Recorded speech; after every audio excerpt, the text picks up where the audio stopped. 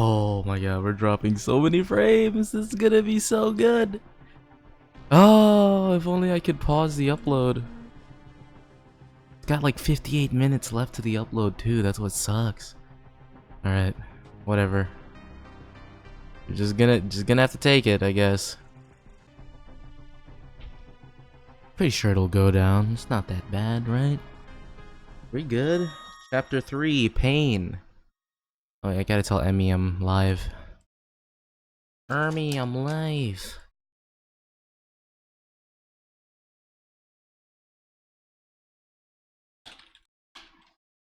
Hammers. Oh, didn't mean to press that. What's up, J-Star?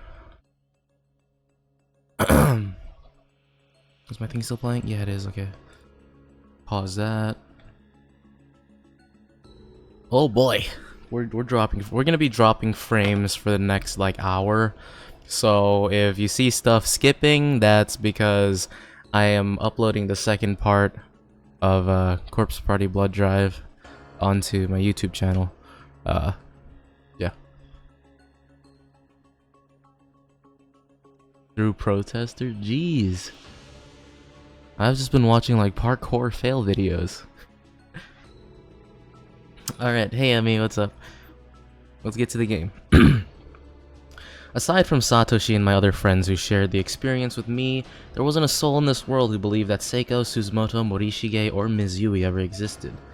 And this fact was really taking its toll on me, particularly in regards to Seiko. Oh, we're playing Naomi now. Are you alright, Naomi? Yeah, I'm fine. I can't keep worrying about worrying my mom forever.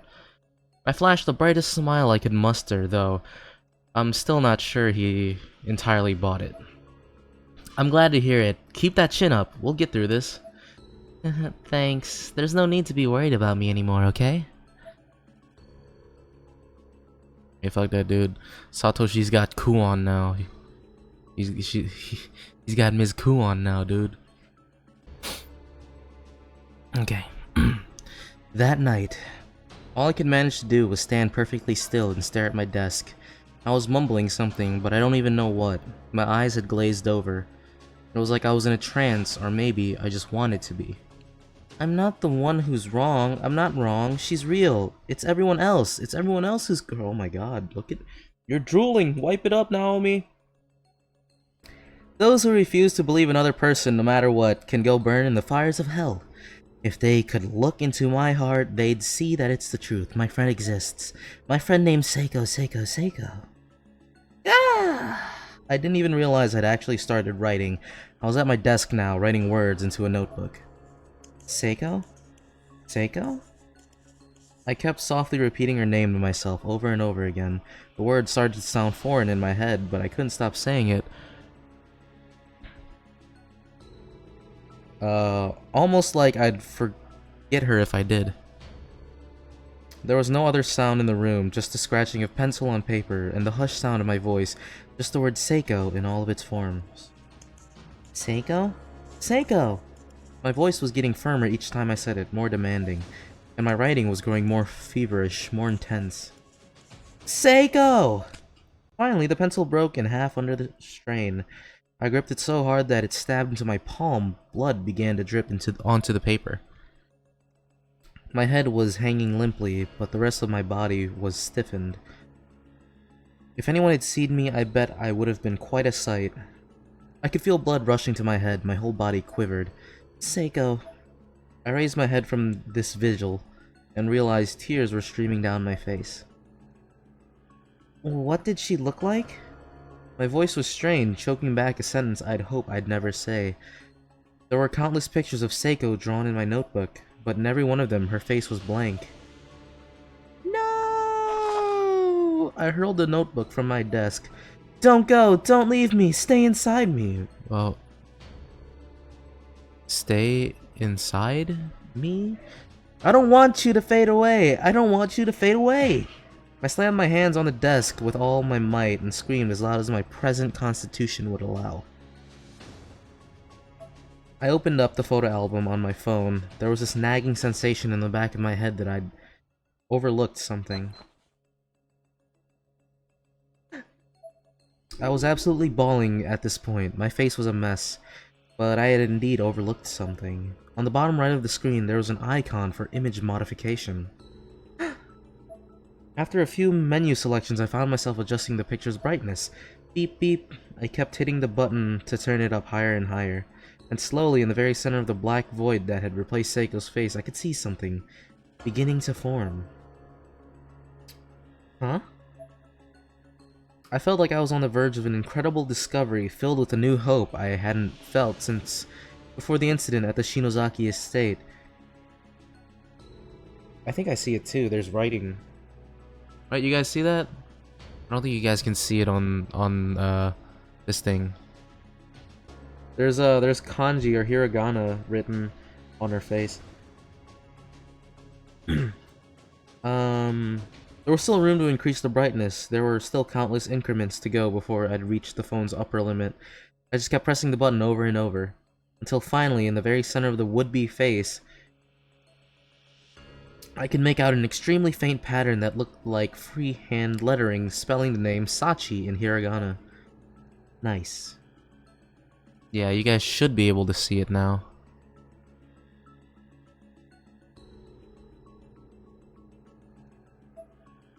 Was that right? Was I certain that's what it said? Instinctively, I placed the phone's screen closer to my eye. The limited resolution made this pointless, but I didn't care. It was so close, I was beginning to lose focus, but it still wasn't close enough. I had to make sure that's what it said. I touched it to my forehead, as near my eye as it could get. That doesn't do anything, Naomi.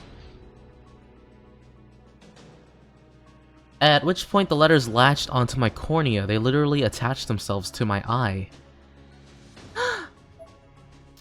They were there, no matter where I looked, I saw them. My vision had gone half-white, obscured by the phantom letters.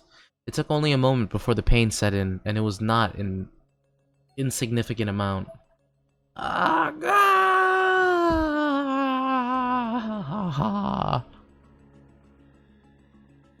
collapsed to the ground, hand ineffectually covering my eye. It was absolutely excruciating. That's around when my mom burst through the door. She looked like she was at the end of her rope. Like she didn't believe anything was wrong, and I was probably just faking it.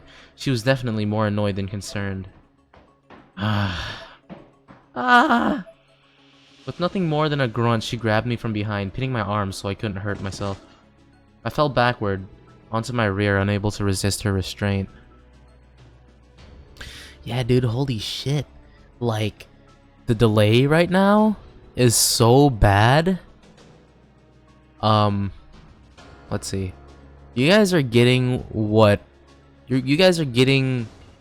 you guys are responding to what I said, like over a minute ago. So, I'm going to restart the stream really quick. Just so that it can catch up, because it's really, really delayed right now. Alright, let's continue. I fell backward onto my rear, unable to resist her restraint. It hurts, Mom! My eye really hurts! Medicine! I keep telling you to take your medicine! How many times do I have to say it before it sinks in? Mom, no! This is different! It hurts! It hurts! It hurts! My eye is on fire! Honestly, why can't you just behave yourself? Every day, the same thing. No, that's not it! My eye! Mom, it hurts!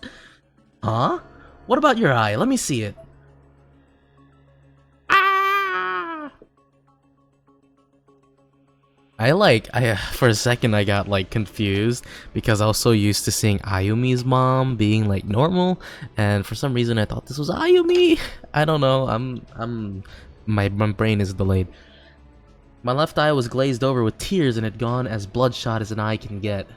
And right on the cornea, white blister-like bulges were beginning to form, spelling out Sachi. There was no way my mom could ignore or dismiss that.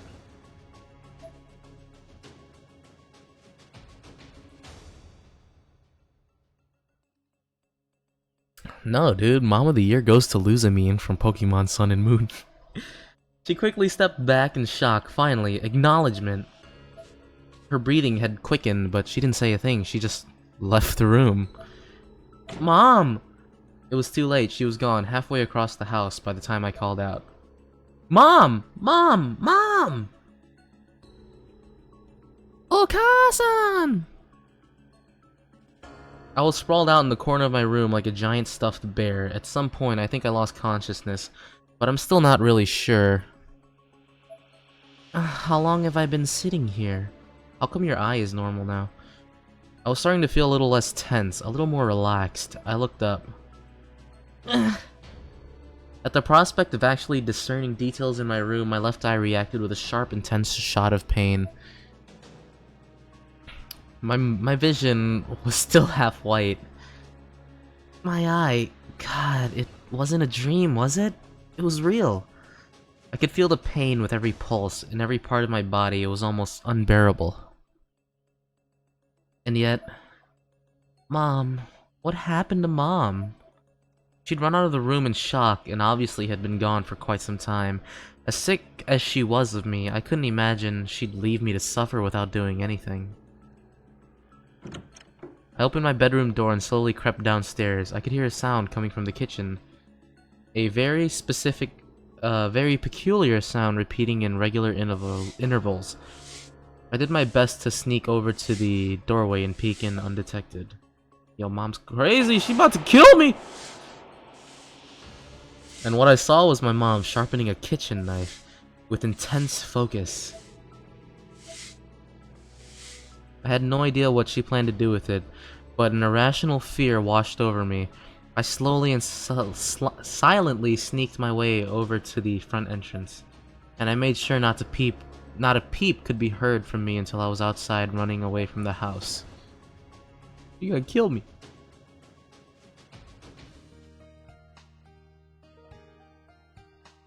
KI-SHI-NU-MA-KUUUUUUN!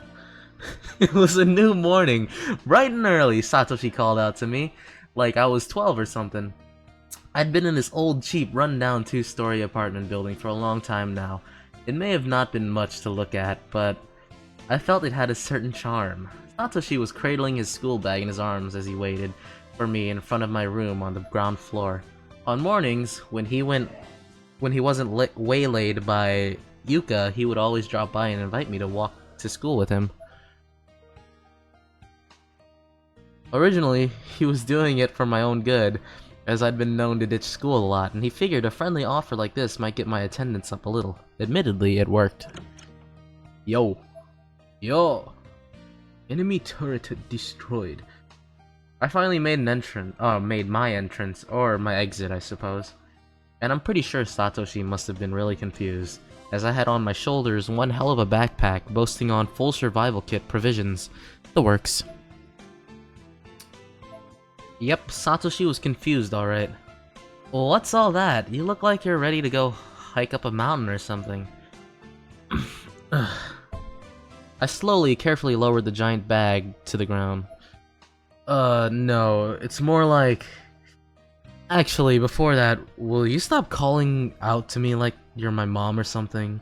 I'm not in grade school anymore. Huh? Forget it. I actually have things to do, so I won't be going to school today. Yeah, going for a mountain hike, like you said. Sorry to waste your time. Damn it. I didn't think I'd go down so easily last night. I remember taking a hit to the back of the head, bad enough that I woke up in a hospital or something. God, what the hell am I doing? Wait for me, Shinozaki, I'm coming! Oh. You're hiding something from me again. Huh? I guess I wasn't all that convincing, but even still, I didn't expect Satoshi to see through me so quickly and easily. I stumbled under his glare. It was almost like I'd just been called out by a newborn baby or like a fawn. Dude was way too innocent for his own good.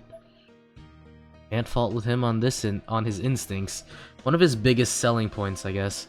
He's really good at empathizing with others and helping them get over their problems. Come on out with me. You can't hide anything from me. No, I guess not. Ayumi's face appeared in the back of my mind. Shinozaki said she didn't want Satoshi and the others to get involved anymore than they already were, so I can't very well tell him I'm trying to find Aiko so I can go back there. This has something to do with Heavenly Host, doesn't it? Huh? Damn, he was on today. That sure seemed like a yes reaction to me. How the hell did you know?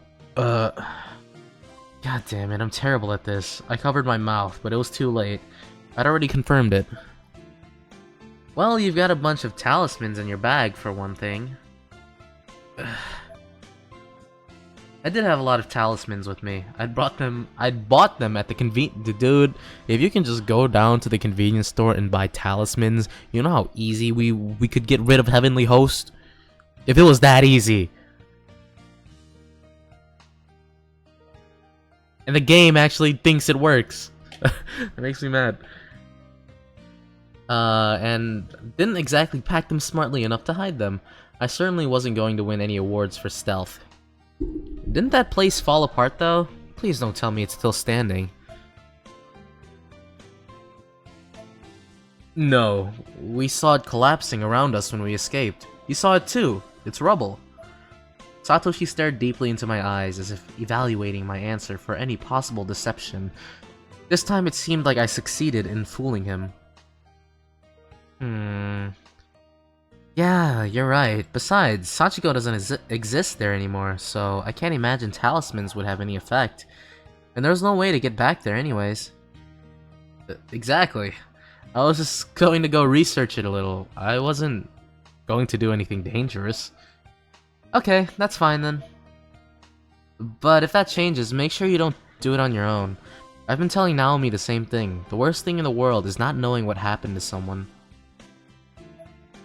I thought I was in the clear, but Satoshi suddenly got a puzzled look on his face. He reached over to my backpack and pulled out one of the talismans I'd lazily stuck on the front pouch. Do these things really work? He was looking it over like an appraiser or something. Why wouldn't he just leave me alone? How should I know? People used to use sardine heads to ward off evil. This is probably just as effective. I yanked the talisman back out of Satoshi's hand and crammed it into the front pocket of my school blazer.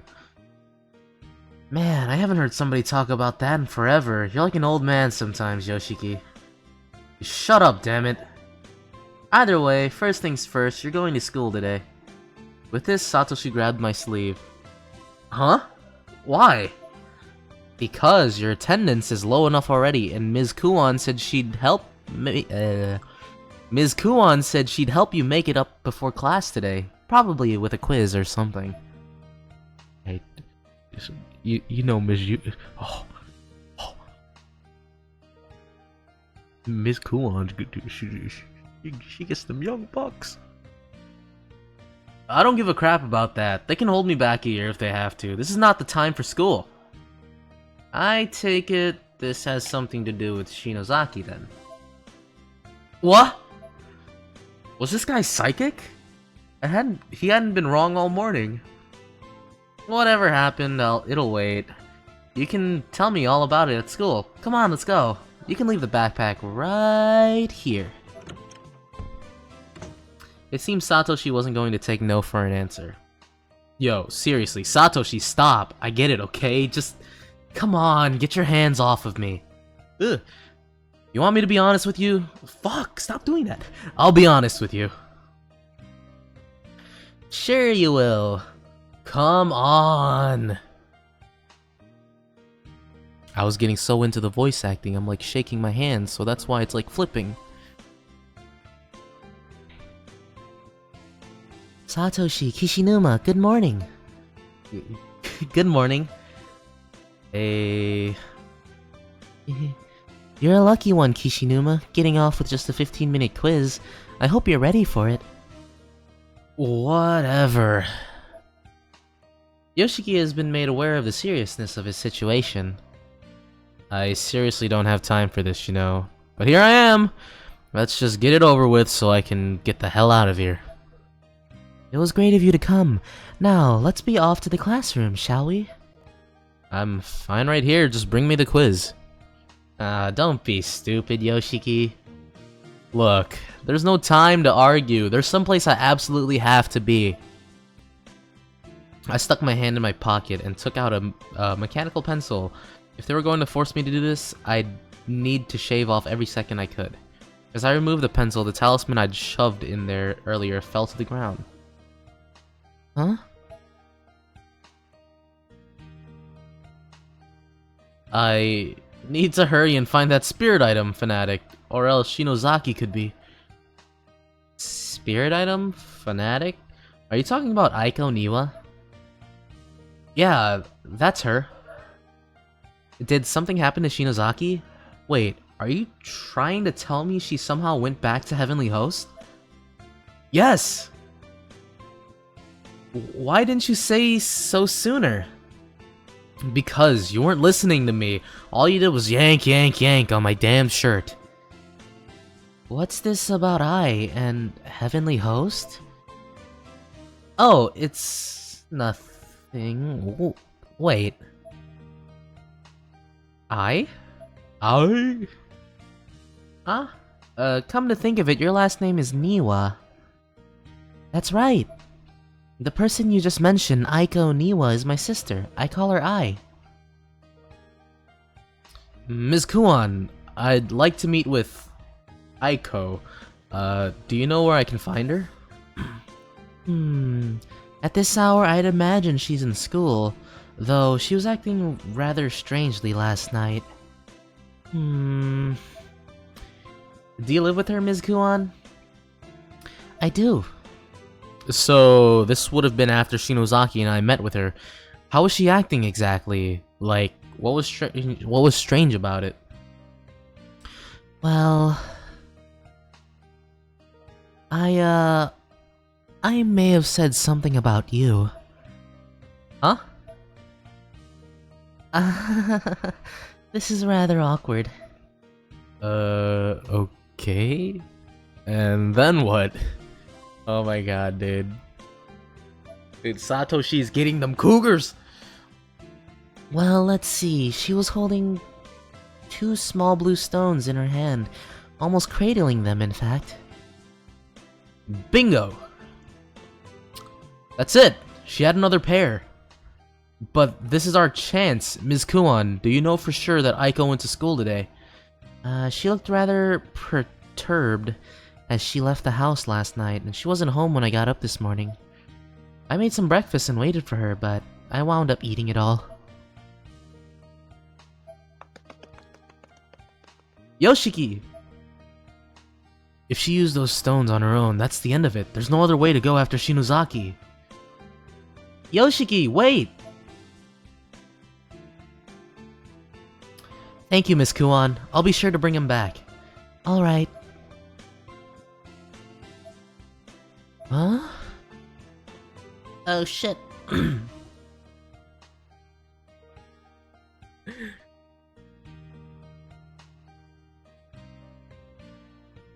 As Satoshi turned to leave, he caught a glimpse of Nakashima standing on the school roof on the wrong side of the guardrail, looking tired and worn. There was no spark in her eyes, no awareness. It looked almost as if she were sleepwalking. Naomi? This is bad. Dude, Kuon... Okay, Satoshi's like 17, right? Kuon is 24. And I am in meat. It's like that one scene in in Sharknado, you know, when the dude gets swallowed by the shark and then he chainsaws his way out of its stomach. Oh, that's a good movie. I tried to pick myself up and look around. Look at her, she looks so funny. But I could only move my neck. Everything was dark, and the only sign of my surroundings was an unpleasant, vaguely organic noise filling my ears. I felt in some way restrained. Huh? What's going on?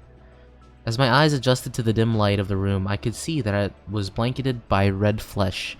It was as if the floor had come to life and was absorbing me into its collective. This is disgusting. God. I focused my strength and was finally able to break free from my bindings, bits of red matter flying away from my body as I tore through it to freedom. Kuon's 24. That is a... Let's see, 7-year difference. It's a 7-year difference.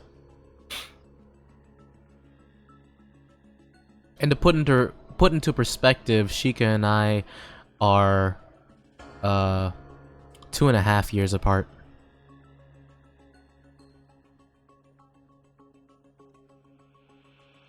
I focused my strength and was finally able to break free from my bindings, bits of red matter flying away from my body as I tore through it to freedom. You know who else is 17 legal though? No, it's not. Not in Japan.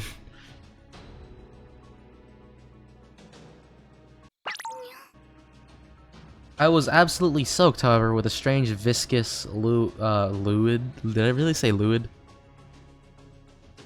Viscous fluid and chunks of meat were clinging fast to my skin and clothes. The blanket of flesh on the ground was now bubbling out a murky red liquid from all the spots I'd torn in my escape, as violently as if a faucet had been turned to full. What the hell was that? Ugh. I was in tears, trying as hard as I could to wipe the viscera from my body. As I watched, however, a chunk I had been trying to shake free from the back of my hand just dissolved away.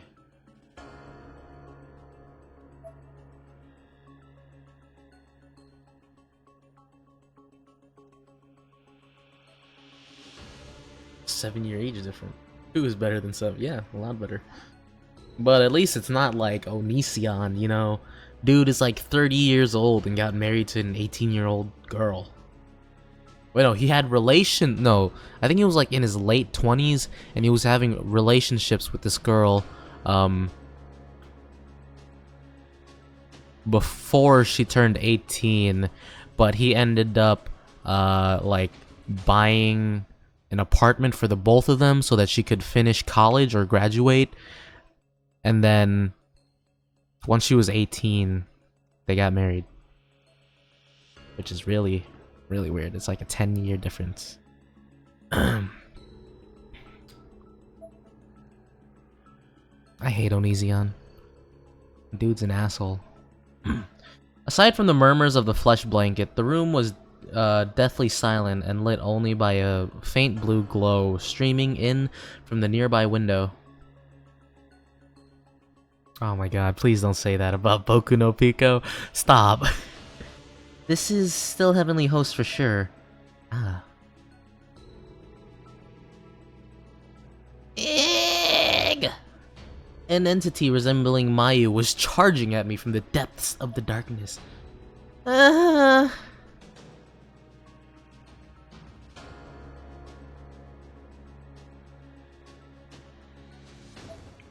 It was all in my head, a flashback. She wasn't after me now, but she definitely had been.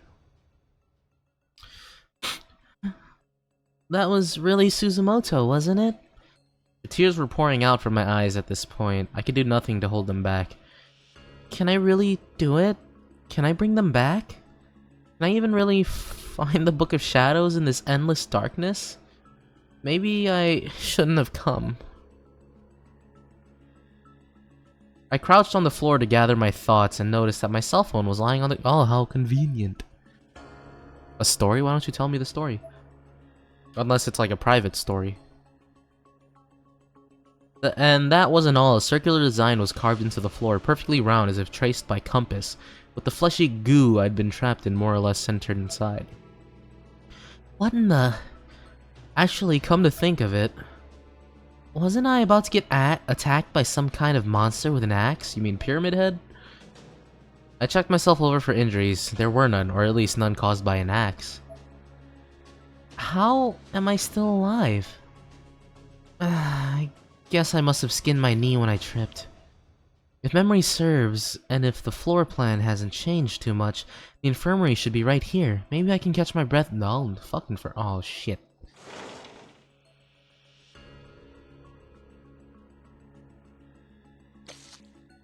Ah!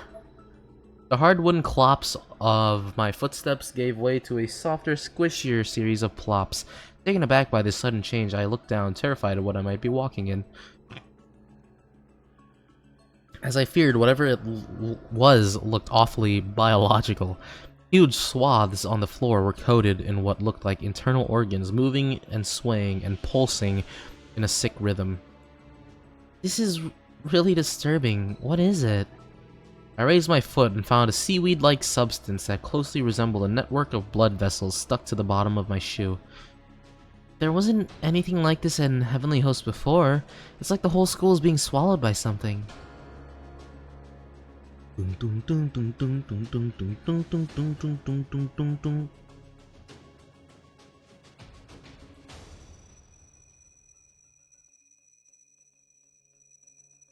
I wonder what those are. They look a lot like occult symbols we found in the basement of the Shinozaki estate, only different.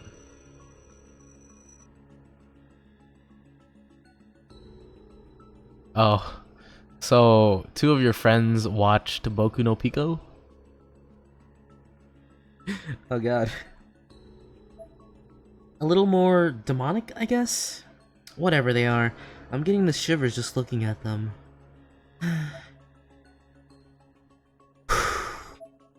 Calm down, Ayumi. Just focus on what you have to do. There was a good chance that this girl has the Book of Shadows. And she looks a lot like Yuki. If I talk to her and tell her what's happening, I'm sure she'll give me the book. Just before I passed out, I thought I saw her, but she had a very different aura than before. I should leave a candle here. Maybe Misuto will see it. Hopefully Misuto will see it. Why'd you say it again? You didn't have to say it twice. I'm out of matches. I wonder if there are any nearby. What the fuck do you mean? Oh, wait, okay. I was about to say, like, you already lit the thing. Why do you need matches?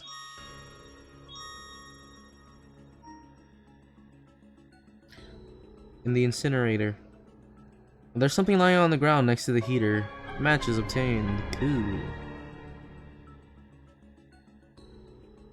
There are traces of vomit and blood in and on the sink and mirror. Do I want some ice cream?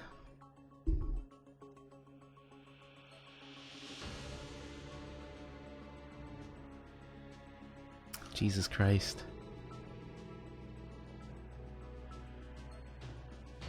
Get rid of the evidence. What did that say? It looks like there's all manner of medicine inside the cabinet, but the door is sealed shut as if it were never meant to be opened in the first place. Many have clearly tried, however, as the glass is covered in fish. What is our? I wish there was like a meter to show like your darkening. I don't think we're gonna need that yet. So, oh hey, it's a dead body. Hi. Name tag rests beside the corpse. Keimei Academy Middle Class 1A Kazumi Fujishita. Succumbed to shock on removal of spine. Catchphrase was, in this world of uninteresting things, let's be interesting. Dude! What happened to your spine? There's something on the floor. Bandage. Cool. No need to heal. Glass is too caked with dust and debris to get a good look at what's inside. The poster itself seems to be emitting a disturbing, mournful moan.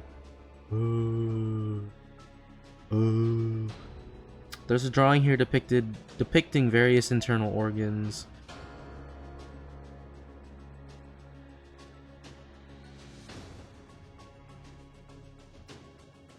Get out of here.